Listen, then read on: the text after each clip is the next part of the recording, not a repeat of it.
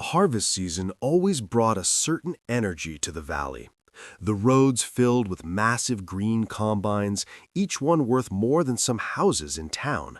Farmers gathered near the grain elevator that morning, drinking coffee and watching the machines roll toward the fields. That's when the young farmer arrived. His combine didn't look like the others. The paint was faded, the metal panels rattled, and when the engine started, it sounded more like an old pickup than a modern harvesting machine. Someone laughed first. "Is that thing even legal to run?" one farmer joked. Another shook his head. "Kid's trying to harvest 120 acres with a combine older than he is." The young farmer didn't say anything. He simply eased the old machine off the gravel road and pointed it toward his wheat field. Most people watching assumed the same thing. That old combine wouldn't survive the week. But what nobody realized at that moment was something interesting. By the time harvest season ended, that old machine would be the only combine in the valley still running. The young farmer's name was Ethan Carter. He was 27 years old, and the small farm he worked sat just outside the valley town, where the gravel roads slowly turned into open wheat fields. The Carter farm wasn't large by modern standards. It covered about 120 acres, land that had been in the family for nearly 70 years. Ethan had grown up on that land. As a kid, most of his memories were simple ones: riding beside his father in an old tractor, watching the wheat sway across the fields, and spending long evenings in the barn workshop where tools hung neatly along wooden walls. His father believed in fixing things. Whenever a tractor broke down, the first response was never to replace it. Instead, they would pull the engine apart right there in the shop. Ethan learned how to recognize the sound of worn bearings, how to clean old fuel systems, and how to bring machines back to life that most people had already given up on. Those lessons became even more important later. Because when Ethan was finishing high school, the Carter farm began facing serious trouble. Crop prices dropped for several seasons in a row, then medical bills began piling up after Ethan's father became ill. Within just a few years, the farm that had supported the family for decades was suddenly struggling to stay afloat. When Ethan's father passed away, many people in town quietly assumed the farm wouldn't last much longer. Several neighbors even suggested the same thing. The land would probably be sold, the equipment would be auctioned, and Ethan would eventually move somewhere else to start over. But Ethan never talked about selling the farm. Instead, he stayed. And while other farmers began buying newer and larger machines every few years, Ethan started doing something very different. He began buying old equipment that nobody else wanted. Rusty tractors, broken harvesters, machines that had been sitting in weeds behind barns for years. Most people in town thought it was strange. Some even laughed when they saw another worn-out machine being hauled onto the Carter farm, because in their minds, modern farming required modern equipment. But Ethan believed something most people had forgotten. If you truly understood a machine, sometimes the oldest ones could still do the job just fine. Not long after Ethan took over the Carter farm, he started noticing something that worried him.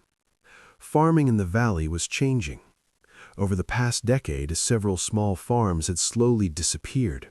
Some were sold to larger operations. Others had been bought by outside investors who were building bigger and more efficient farming businesses. The equipment those farms used looked nothing like the machines Ethan had grown up around. Every harvest season, massive new combines rolled into the fields, bright green machines with GPS guidance, touchscreen displays, and price tags that often reached $400,000 or more. For large farms, those machines made sense. They could harvest hundreds or even thousands of acres quickly. But for Ethan's 120-acre farm, things were different. A machine like that would take decades to pay off. One afternoon, Ethan visited the local equipment dealership just to see what options were available. The salesman showed him a newer used combine that had been traded in by a larger farm. The price was $96,000. The salesman explained the financing options carefully. With the right loan, Ethan could start making monthly payments immediately and upgrade his operation. But Ethan did the math. Even with a loan, the payments would eat up most of the farm's yearly profit. It would mean taking a risk his father had always warned about, putting the land itself on the line. So Ethan walked away. For a while, he kept running the farm using the old combine his father had owned. It wasn't fast, but it worked well enough. Until one harvest season when something finally failed. Halfway through cutting wheat, the combine's transmission locked up in the middle of the field. Ethan spent 2 days trying to repair it. Eventually, he called the dealership for help. The repair estimate came back at $18,400. For a moment, Ethan considered giving in and taking the loan. But something else happened that same week. A farm auction was being held about 30 miles away, where an older farmer was selling equipment before retiring. Ethan decided to drive out and take a look. Most of the machines there were already spoken for by large farms or equipment dealers. But near the back of the yard sat something different. An old combine. The paint was faded and the tires were worn. Rust had crept along the metal panels and weeds had grown up around the wheels. It looked like it had been sitting there for years. The auction crowd barely paid attention when the bidding started. Someone offered $800. Another voice said $900. Then Ethan raised his hand. $1,200. A few people nearby chuckled quietly. One man even shook his head and muttered that the machine probably weighed more as scrap metal than it was worth as a combine. But Ethan wasn't looking at the rust. He was looking at the engine. Because even under all that dust and neglect, he could see something the rest of the crowd had missed. When the auction ended, Ethan towed the old combine back to the Carter farm late that evening. Up close, the machine looked even worse than it had in the auction yard. The paint had almost completely faded, several panels were dented, and the header barely turned when he tried to move it by hand. Most people would have seen a broken machine, but Ethan saw something else. He climbed up onto the side ladder and opened the engine cover. Underneath the dust and rust was an engine model he recognized immediately, an older diesel design known for being incredibly durable. It wasn't fancy. It didn't rely on electronics or complex sensors, but if it was rebuilt properly, it could run for decades. Ethan stood there for a moment thinking, because what he was looking at wasn't just an old combine. It was an opportunity. Instead of taking a bank loan for a newer machine, Ethan decided to try something different. He would rebuild this one himself. Not quickly, not halfway, but completely. That winter, while most fields sat quiet under cold winds, Ethan spent long evenings in the barn workshop with the combine pulled apart piece by piece. The engine came out first. He replaced worn bearings, cleaned the fuel system, and machined small parts that had become impossible to find. Some parts he ordered online from collectors who restored old farm equipment. Others he fabricated himself using tools his father had left behind. The work was slow, sometimes frustrating, but Ethan didn't rush, because every repair taught him something about how the machine worked. By the time spring arrived, the combine was already beginning to look different. New belts had been installed, the engine ran smoothly again, weak mechanical points had been reinforced. In total, Ethan had spent about $6,800 on parts and materials. It was still far from perfect, but it was alive again, and more importantly, Ethan understood every single part inside it. Neighbors who passed by the farm sometimes stopped to look at the machine sitting outside the barn. Most of them smiled politely. Some quietly wondered why Ethan was wasting so much time rebuilding something so old. Because in their minds, the smart decision would have been simple. Take the loan, buy a modern combine, move forward. But Ethan believed something different. New machines could harvest faster, but the more complicated they became, the easier they were to break. The first harvest season with the rebuilt combine did not start the way Ethan had hoped. Early that summer, the wheat fields around the valley began turning gold, and farmers prepared their machines for harvest. One by one, the big, modern combines rolled out of their barns.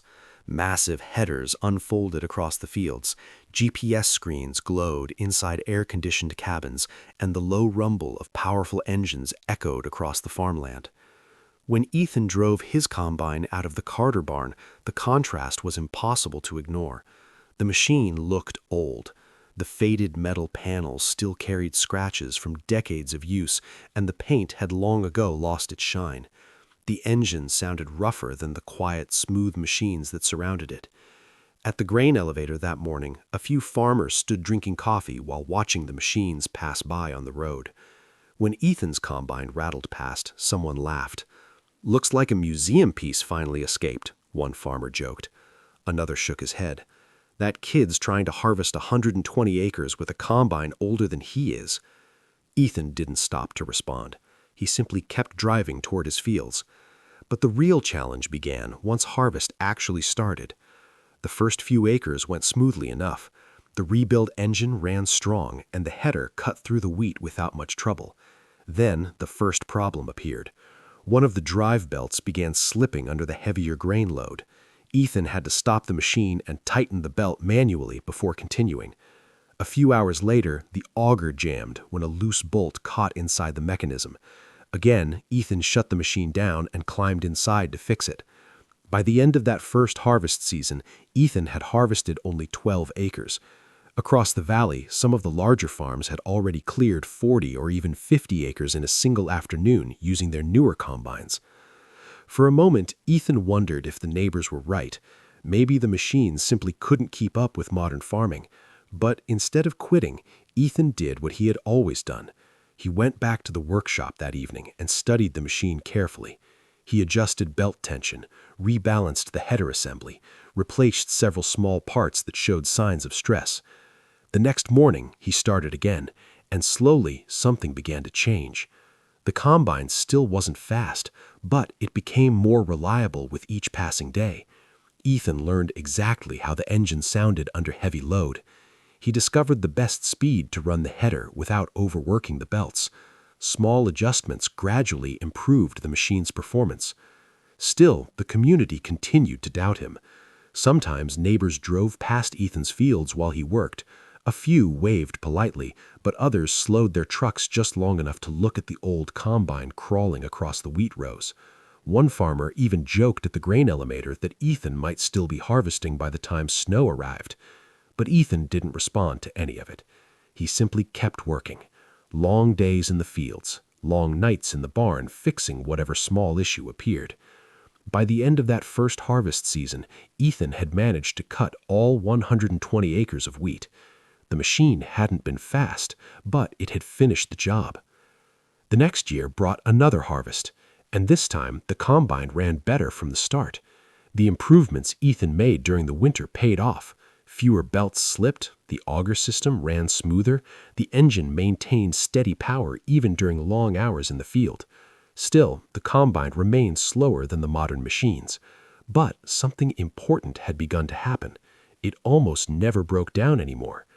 Meanwhile, the newer combines around the valley occasionally experienced problems of their own. Complex electronics would malfunction, sensors would fail. Sometimes machines had to sit idle for days waiting for specialized technicians from distant dealerships. Ethan watched all of this quietly while continuing his routine. Every winter he made more improvements, strengthening weak parts, replacing worn components, refining small details that made the machine more dependable. Each year the combine grew a little stronger, and each year Ethan understood it a little better. Most farmers in the valley saw the machine as outdated. To them, it remained a rusty relic from another era. But Ethan had begun to notice something that nobody else seemed to realize. His combine might not be the fastest machine in the valley, but season after season, it kept showing up to work. And that simple fact was slowly becoming more important than anyone expected. After that first harvest season, Ethan didn't stop improving the old combine. In fact, the real work had only just begun. When winter settled over the valley and the fields turned quiet, Most farmers parked their equipment inside heated barns and waited for spring. But in the Carter barn, the lights often stayed on long after dark. Ethan continued studying the machine. He had learned something important during that first harvest. The combine worked best when every small weakness was addressed before it became a major problem. So each winter, he slowly improved it. He replaced worn chains, reinforced brackets that tended to crack under vibration, adjusted the grain handling system to reduce strain on the auger. None of the changes were dramatic, but each one made the machine a little more dependable. 1 year later, the next harvest season arrived. Ethan rolled the combine out of the barn again, the same faded paint still visible on its panels. The farmers at the grain elevator noticed it immediately. A few people smiled when they saw it again. One man joked that Ethan must have a special attachment to that machine. But something different happened that year. The combine ran almost the entire season without stopping. Ethan harvested all 120 acres in about 9 days. It still wasn't fast compared to modern machines, but it finished the job without any serious mechanical problems. 3 years later, the pattern continued. While many farms in the valley were expanding their acreage and buying larger machines, Ethan quietly kept running the same combine. By then, newer models had become even more complex. Touchscreens controlled nearly every system. Sensors monitored grain flow, engine temperature, and dozens of other measurements. The machines were incredibly powerful, but they were also incredibly complicated, and when something went wrong, repairs could be expensive. One season, a neighbor's combine suffered an electronic failure during harvest. The repair bill ended up costing nearly $27,000, and the machine sat idle for several critical days waiting for parts. Another farmer had a sensor malfunction that shut down his combine completely until a technician arrived from 3 counties away. Meanwhile, Ethan kept working. His combine required regular maintenance, but most of the repairs were simple enough for him to handle himself. Belts, bearings, hydraulic hoses, things he understood. 5 years passed. By then, the old combine had become something of a familiar sight across the valley. New machines came and went, but Ethan's machine remained the same. Still faded, still loud, still moving slowly across the fields each harvest season. Some farmers still laughed about it occasionally. Others simply shrugged and accepted that Ethan preferred to do things his own way. But one thing had quietly changed. Ethan's farm had become financially stable. Without massive equipment payments draining his income each month, he had been able to invest money back into the land itself. Better soil management, improved irrigation, careful crop rotation. The farm that many people once assumed would disappear had slowly become stronger, and the combine that once looked like a foolish purchase had now survived 5 harvest seasons in a row. Most people still believed the machine was outdated, but Ethan had begun to notice something interesting. Machines around him were constantly being replaced, upgraded, traded in for newer models, but his combine never left the farm. It simply kept running, year after year, season after season, and before long, something unexpected was about to test every machine in the valley, something that would reveal a quiet truth most farmers had completely overlooked. Harvest season arrived again a few years later, but this time the conditions were different. The spring rains had been heavier than usual. For weeks, the valley received steady storms that soaked the soil deeper than anyone expected. At first, most farmers welcomed the moisture. Good rain early in the season usually meant stronger crops. But by the time harvest approached, the ground had not fully dried. Fields that normally stayed firm under heavy equipment were now soft and muddy. When the first combines rolled out that year, the problem became obvious almost immediately. The newer machines were enormous. Some weighed more than 35,000 pounds before the grain tanks were even filled. Under normal conditions, that weight helped them move quickly through large fields. But on wet ground, it created a different problem. Within the first week of harvest, several combines began sinking into the softer parts of the fields. Massive tires dug deep ruts into the soil. Some machines had to be pulled out by tractors, others were forced to stop completely until the ground dried. To make matters worse, the heavy electronic systems inside many of the machines began showing unexpected errors. Mud clogged sensors, moisture interfered with wiring connections. One large farm lost nearly 3 full harvesting days waiting for technicians to repair a damaged control system. Across the valley, farmers grew frustrated. Every hour mattered during harvest. Delays could cost thousands of dollars in lost grain quality. And yet, machines that had cost hundreds of thousands of dollars were now sitting idle. Meanwhile, Ethan drove his combine into the Carter fields just as he always had. The old machine was different from the modern ones in an important way. It was smaller and lighter. The combine weighed nearly half as much as the newest models in the valley. When Ethan entered the field, the tires pressed into the soft soil, but they didn't sink the way the heavier machines had. The combine moved slowly, just as it always had, but it kept moving. Day after day, Ethan harvested steadily, while other farms waited for fields to dry or machines to be repaired. At first, most farmers didn't pay much attention. They assumed the situation would fix itself. But as the harvest season continued, something unexpected began happening. The same farmers who once laughed at Ethan's old combine started noticing a simple fact. While their machines were parked, the old combine kept working. And for the first time, people around the valley began to look at Ethan's machine a little differently, because suddenly, the slowest combine in town had become the only one still running. At first, most farmers in the valley didn't want to admit what was happening. For years, Ethan's combine had been the subject of quiet jokes at the grain elevator. People had laughed about the faded paint, the rattling panels, and the slow speed of the machine moving across his fields. But that harvest season, the situation looked different. Several modern combines were parked outside repair shops waiting for technicians. Others sat at the edges of muddy fields where their heavy frames had sunk too deep into the soil. Meanwhile, every morning the same familiar sound echoed across the Carter farm, the steady rumble of Ethan's old engine. Day after day, the combine continued moving across the wheat rows at its usual slow pace. Farmers driving past the Carter fields began slowing their trucks to watch for a moment. The machine they had once laughed at was still working. One afternoon, a neighbor finally pulled into Ethan's driveway. He climbed out of his truck and walked over to where Ethan had parked the combine for a short break. For a moment, he simply looked at the machine. Then he asked a question that no one had asked before. "How long has that thing been running now?" Ethan wiped dust from his hands and thought about it. "About 7 harvest seasons," he said. The neighbor nodded slowly.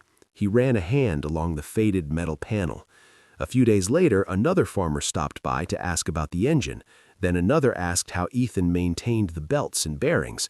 The same machine that had once been treated like a joke was suddenly drawing quiet attention.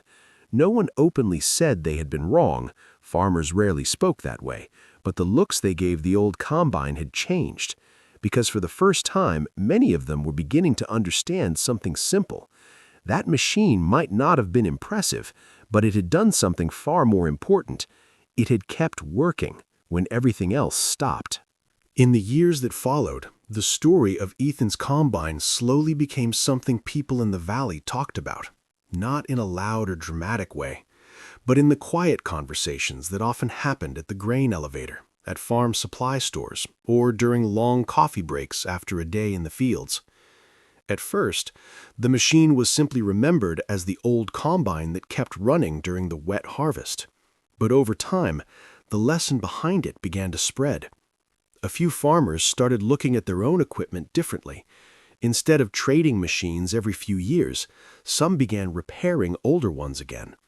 Others started paying more attention to maintenance rather than relying entirely on dealership service teams. The idea wasn't about rejecting modern technology. Most farmers still used newer equipment when it made sense. But Ethan's story reminded people of something the older generation had always known. Understanding how a machine worked was often just as important as how new it was. The Carter farm itself quietly improved as well. Without massive equipment payments draining the farm's income each season, Ethan had been able to invest money into the land. Better soil management, stronger crop rotations, healthier fields. The farm that many once believed would disappear had now become one of the most stable small farms in the valley. And every harvest season, the same familiar machine still rolled out of the Carter barn. The faded paint hadn't changed. The engine still sounded rougher than the modern combines, but by then, nobody laughed anymore. Because the old combine had become something more than just a machine. It had become a reminder that sometimes the quietest ideas are the ones that last the longest. Harvest season eventually returned to normal in the valley. The fields dried. New machines continued arriving at dealerships, and every year technology pushed farming a little further forward. But the story of Ethan Carter's old combine stayed with people. Not because it was the fastest machine, not because it was the newest, but because it proved something simple that many farmers had slowly forgotten. Progress doesn't always mean replacing everything that came before. Sometimes the real strength of a farm comes from patience, from understanding the tools you already have, and from improving them little by little over time. Ethan never rebuilt that combine to prove anyone wrong. He rebuilt it because it made sense, because he understood it, and because he trusted that careful work done year after year would eventually pay off. In farming, success rarely comes from sudden breakthroughs. It comes from seasons, from persistence, from quietly doing the work even when others doubt the results. And sometimes the machine everyone laughs at today becomes the one still running when the harvest finally arrives.